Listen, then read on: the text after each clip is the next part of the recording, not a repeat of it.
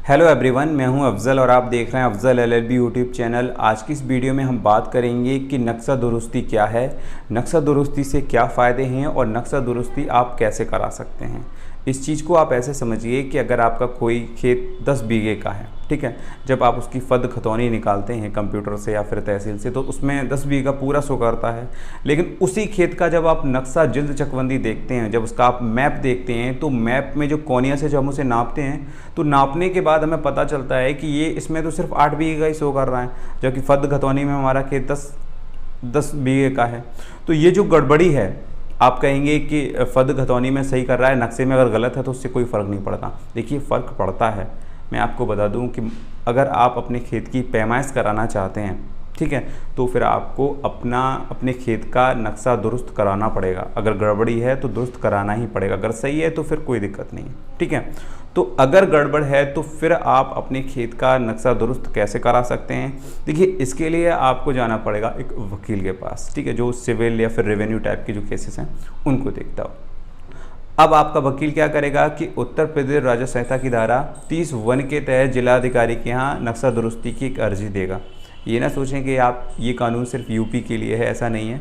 जो काम करने का तरीका है वो सब जगह ऐसा ही है। हाँ, ये हो सकता है कि एक्ट अलग हो, सेक्शन अलग हो, धाराएं अलग हों, लेकिन नक्शा दुरुस्ती हर स्टेट में होती है, तो वो पूरा जो प्रोसेस है वो एक जैसा ही है। तो आप ये ना सोचें कि ये वीडियो सिर्फ यूपी वालों के लिए है, तो ऐसा बिल्कुल भी नहीं है। ये सब के लिए है, सबको पता चल जाएगा कि किस तरह से काम होता है। जिला अधिकारी क्या करेगा? जिला अधिकारी चकबंदी कार्यालय से रिपोर्ट मांगेगा। चकबंदी कार्यालय का कर्मचारी मौके पर जाएगा, वहाँ से रिपोर्ट तैयार करके लेके आएगा, देखेगा वहाँ की लेटेस्ट पोजीशन क्या है, ठीक है, उसकी रिपोर्ट जिलाधिकारी को सौंपेगा। अगर किसी को आपत्ति है, ठीक है, तो उनकी भी आपत्ति सुनी जाएगी। अगर किसी को आपत्ति नहीं है, ठीक है, तो अगर आपत्ति है तो आपत्ति सुनने के बाद अगर सुनने लायक है तो उसे इम्प्लीमेंट किया जाएगा, ठीक है, दोबारा से रिपोर्ट मांगी जाएगी। अगर मान लीजिए कि आपत्ति किसी को नहीं है तो जो भी चकबंदी की जो रिपोर्ट आई है उसके अकॉर्डिंग जो है उस नक्शे को इम्प्लीमेंट कर दिया जाएगा, ठीक है।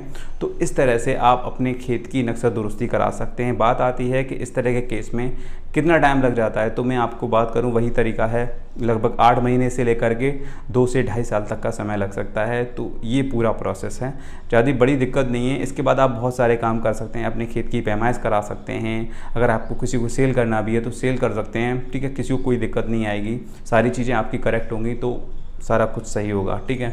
तो इस तरह से आप अपने खेत की नक्शा दुरुस्ती करा सकते हैं। So I hope you like this video. अगर फिर भी कोई कन्फ्यूज़न है तो आप मुझे कमेंट बॉक्स में लिख सकते हैं।